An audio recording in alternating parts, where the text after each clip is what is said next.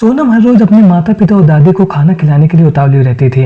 और जैसे उसके पिता महेश खानों को खाते थे, उसके बाद में उनको बड़ा ही असहज महसूस होता था, कुछ अजीब सा लगता था। और खाना खाने के कुछ समय के बाद में पूरे परिवार को बहुत गहरी नींद आ जाती थी। और फिर उनके साथ क्या होता था रात में उनको कुछ भी नहीं पता चलता था।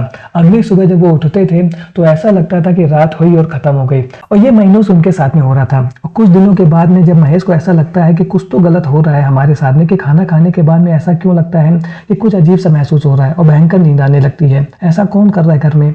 तो इसके बाद में महेश ने अपनी पत्नी से बातचीत की। पत्नी ने भी यही बात की। उन्होंने अपनी माँ से पूछा, जो बुजुर्ग महिला थी, उनसे पूछा कि माँ, आपको भी खाने के बाद में ऐसा लगता है कि बहुत गहरी नींद आ रही है। तो उनकी माँ ने भी यही कहा कि हाँ, रात का खाना हम जैसे ही खा लेते हैं तो ऐसा ही लगता है कि बड़ी गहरी नींद आ रही है। और फिर सभी लोग सो जाते हैं और रात भर क्या होता है कुछ भी नहीं पता चलता है। तो महेश को अब ऐसे लगने लगा था कि शायद घर में कोई ऐसा व्यक्ति है जो खाने में कुछ मिला रहा है। और जब वो लोग ये सब बातें कर रहे थे तो उनकी जो बेटी थी वो पास में खड़ी थी और वो चुपचाप पूरी बातों को सुन रही थी। यानी कि सोनम पूरी कहानी को सुन रही थी और इस मसले में उसने कुछ भी नहीं कहा था। ऐसा लग रहा था कि शायद सोनम ही कुछ कर रही थी। लेकिन परिवार के लोगों को उसके ऊपर शक तो हो रहा था, लेकिन कोई पुख्ता सबूत नहीं था कि किस वजह से सोनम खाने में कुछ मिला रही थी जिसके बाद इतनी गहरी नींद आ जाती है। तो कौन था महेश के परिवार में जो खाने में कुछ मिला रहा था और जिसकी वजह से पूरे परिवार को ऐसी नींद आ रही थी? क्या उसकी बेटी सोनम ही कुछ जालसाजी कर रही थी? तो जानेंगे सब कुछ आगे इस वीडियो में। जब इस कहानी से पर्दा उठेगा तो आप भी हैरान हो जाएंगे कि किस तरीके से सोनम इतनी बड़ी चाल को चल रही थी और इसके पीछे का क्या कारण था, वो भी आपको हैरान कर देगा। तो आप लोगों से मेरी यही रिक्वेस्ट है कि आप वीडियो को लाइक और चैनल को सब्सक्राइब जरूर कर लें, क्योंकि ऐसे इंटरेस्टिंग और रियल कहानियां मैं आप लोगों के लिए हर रोज लेकर के आता हूँ।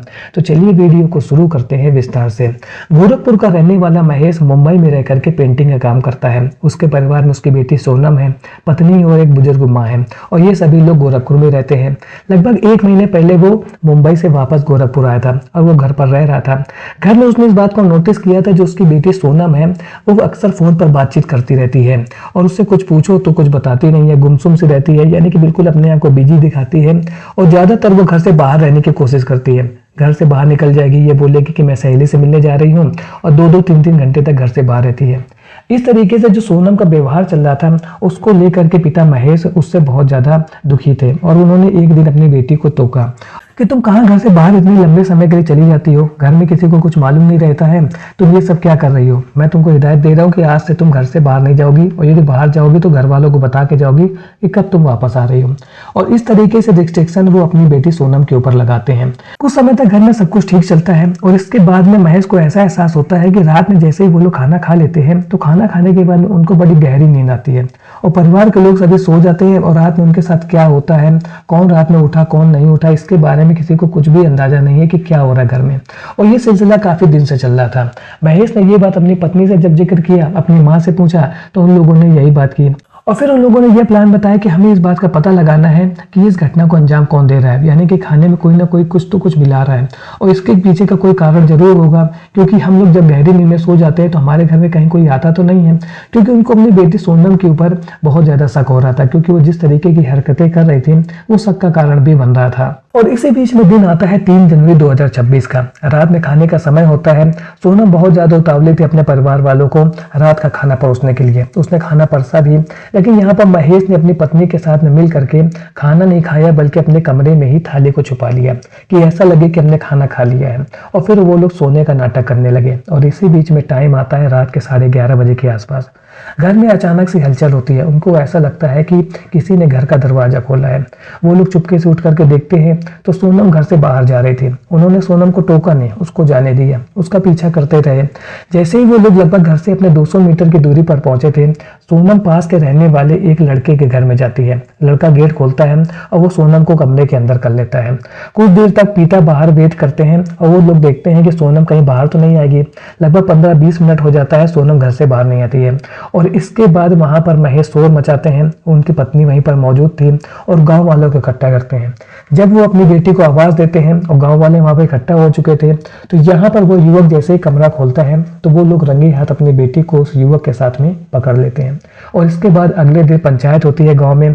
और यहाँ पर ये जो युवक था वो तुरंत इस बात की माफी मांग लेता है कि ठीक है, मैं आपकी बेटी को बहला फुसला करके बुला रहा था, हम दोनों एक दूसरे से बहुत प्यार करते हैं और जब से आप यहाँ पर आए हैं आपने अपनी बेटी का घर से निकलना बंद ही लगभग करा दिया है और इस वजह से मैं अपनी गर्लफ्रेंड से यानी कि सोनम से मिलने के लिए ही उसको नींद की दवा मिलाने के लिए बोलता था और उसको मैं दवा खुद ही देता था। मैं उससे कहता था कि अपने माता पिता और अपनी दादी के खाने में इस दवा को मिला देना और जब वो लोग गहरी नींद में सो जाएंगे तो तुम मेरे पास मिलने के लिए आ जाना। इस तरीके की बात इस युवक ने सोनम के परिवार वालों से भरी पंचायत के बीच में कही और उसने आगे यह भी कहा कि अब वो ऐसी गलती नहीं करेगा। लेकिन कुछ समय के बाद में ये जो युवक था वो उसने अपनी हरकतें करना शुरू कर दिया था। वो सोनम को अपने पास बुलाने लगा था और जब ये घटनाएं घर में खत्म नहीं हो रही थी यानी कि अक्सर देर रात को सोनम घर से गायब हो जाती थी तो फिर महेश ने दरवाजा खटखटाया पुलिस का। वो पुलिस स्टेशन में पहुंचते हैं और पूरी कहानी पुलिस को बता देते हैं कि कैसे उनके घर के पास का रहने वाला युवक उनकी बेटी को बहला फुसला करके रात में बुलाता है और इस पूरी घटना को अंजाम देने के लिए उसने मेरी बेटी को हम लोगों के खाने में नीम की गोली मिलाने के लिए कह रखा है और ये नीम की गोली भी वही देता है और इस तरीके से हमारी बेटी हमारे रात के खाने में नीम की गोली मिलाती है और फिर हम लोग बेहोश हो जाते हैं और देर रात वो अपने प्रेमी से मिलने के लिए घर से निकल जाती है। तो वह पुलिस की टीम ने महेश की कंप्लेन के आधार पर FIR दर्ज कर ली है और वो लोग उस युवक को ढूंढ रहे हैं। लेकिन ये जो युवक है जैसे इसको इस बारे में पता चला कि उसके खिलाफ कंप्लेन करा दी गई है तो वह घर से निकल गया है।